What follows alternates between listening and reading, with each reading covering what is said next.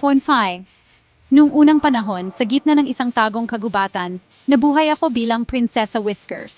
Isang munting kuting na may kumikinang na pakpak ng engkanto, at isang korona na kumikinang sa liwanag. Ang aking tahanan ay ang kaharian ng liwanag, at bawat nilalang, mula sa mga squirrel na tumatawa hanggang sa mga alitaptap na nagliliwanag, ay sumasayaw sa ilalim ng Moonlight Gem, isang mahiwagang bato sa sentro ng aming kagalakan. Ngunit isang gabi, tinakpan ng anino ang lupain. Naglaho ang liwanag. Nanginig ang aking mga bigote sa pag-aalala.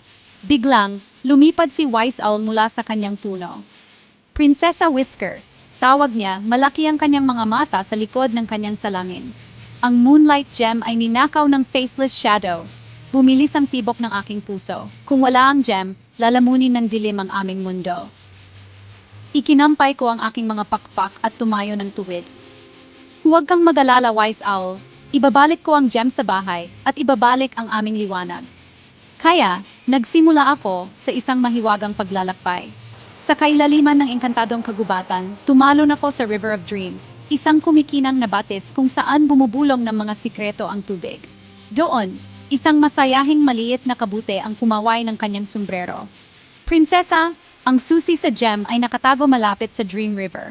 Makinig sa iyong puso. Nang sandaling iyon, isang sanggol na dragon ang lumipad pababa, nagbubuga ng maliliit na spark. Kailangan ng kaibigan, ngumiti siya. Babantayan kita hanggang sa dulo. Magkasama, naglakad kami ng tahimik sa mga kumakantang baging at umakyat sa mga tulay ng bahaghari. Bawat hakbang ay naglapit sa amin sa pinakamadilim na bahagi ng kagubatan, ang Dark Hollow.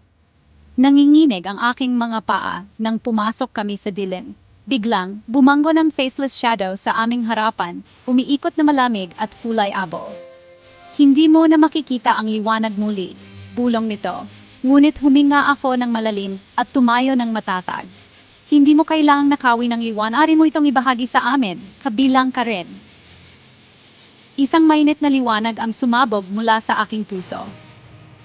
Lumiliit ang shadow, pagkatapos ay naglaho, nahipon ng kabaitan na hindi nito kailanman naranasan. Ang Moonlight Gem ay lumutang pabalik sa aking mga paa, kumikinang ng mas maliwanag kaysa dati. Nagmadali kaming umuwi. Muling bumuhos ang liwanag sa kaharian. Bawat nilalang ay naghiyawan at kumanta. Inilagay ni Wise Owl ang isang kumikinang na korona sa aking ulo. Mula sa araw na ito, ikaw ang tagapangalaga ng liwanag. At kaya, binantayan ko ang aming mahiwagang mundo, tinitiyak na ang bawat isa, anino o sikat ng araw, ay may lugar upang lumiwanag. Ang katapusan.